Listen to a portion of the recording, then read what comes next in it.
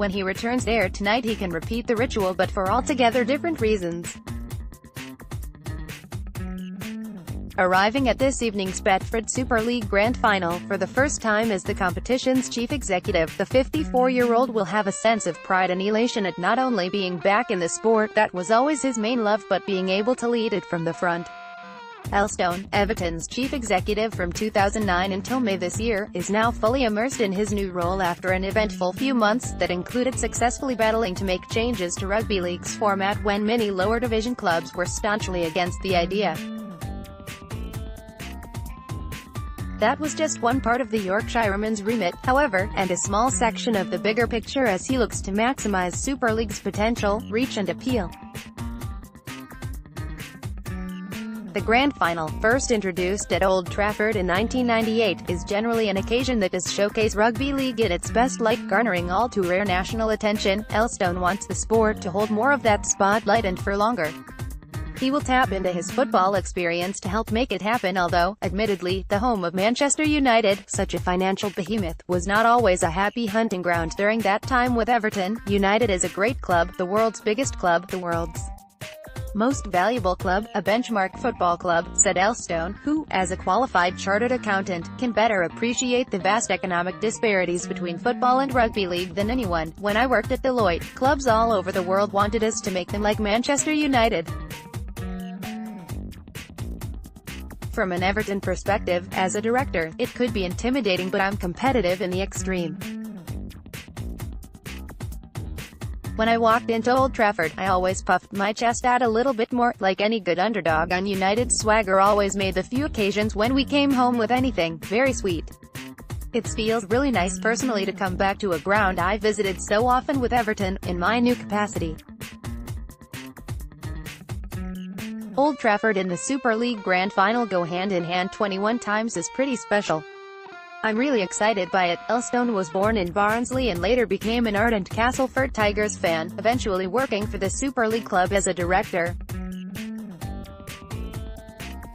However, he was involved in the sport before that, helping the formation of Super League and assisting Rugby Football League chief executive Maurice Lindsay in the late 1990s before moving to BSKYB as a director of football business affairs.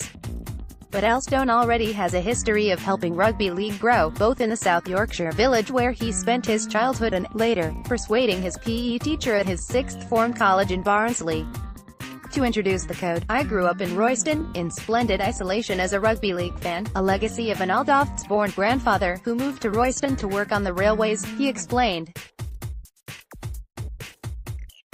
That loneliness lasted until my mid-20s, by which time, probably showing how the game had grown, a rugby league team had been formed and I was a regular. I quite enjoyed being different, having rugby league players stuck on my school books and turning up for PE in amber and black hoops rather than a red or white football jersey. I also really enjoyed school, the first year of the comprehensive, in 1975, a converted secondary modern that kept a sweaty kid grounded. I'd say my favorite memories were, as a youngster, captaining the village cricket team and then organizing impromptu and improvised games on the nearby football pitch. Playing cricket all summer long. As I got older, training and racing like a demon, in that obsessive way only runners can understand, for Barnsley Athletic Club, against Leeds, Bingley, Sheffield and all the best Yorkshire clubs, is another, for a lad who finished last in school's cross-country. To pull on a white Yorkshire vest and get a bronze medal in the Inter-Counties 20-mile championship was a proud day. Elstone, of course, has not been short of Yorkshire folk offering sage advice in the best way forward for the sport. But, although he forever holds a love of the Broadacres, and it underpins many of his characteristics and philosophies, he believes traditional rivalries have to cease to ensure Super League grows. I'm a very proud Yorkshireman, he said, ahead of tonight's showdown between Wigan Warriors and Warrington Wolves. I idolized Jeff Boycott. I watch cricket until Joe Root gets out. I love Alistair and Johnny Brownlee, but I'd probably like Super League to be less divided by the Pennines and more united as the sporting flagship of the Northern powerhouse. I'm convinced Super League needs to realign itself to Northern values, our blue-collar, community heritage, communities that extend our families, ready to stand together and ready to offer a helping hand. As you suggest, straight talking and with strong opinions and a strong identity.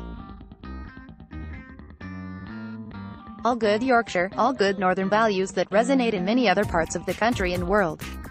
We should be proud of all of that, embrace it, and celebrate it. The last question centers on what people will say his strengths are and, ultimately, what's his endgame hopes for Super League. Maybe something to do with all that running, my energy, drive, competitiveness. He answered, I'm obsessive about detail and accuracy, perhaps too much. I love energizing young people. I'm a firm believer in meritocracy, giving people a chance and rewarding those that do well. I want everyone who works with me to walk away at some point and say that was great fun, look at what we achieved, they were great years in my career. For the game, I want to find the young people ready and able to take the game deep into the 21st century, marketeers and administrators who share my passion for the sport and have the commitment and ability to keep moving the game forward for decades to come. I need to leave the game in better financial health. I'd love to leave the game with a considerably bigger salary cap. To do that, to be younger, more confident and more ambitious. Let's unite behind those messages, and the actions that underpin those qualities. Let's tell those messages like we believe them, tell them through our communities, events and social media platforms. Let's also listen and learn. We're a rebellious sport and an innovative sport. It's time to dust off those qualities. The running vest is back on. It should be a fascinating race.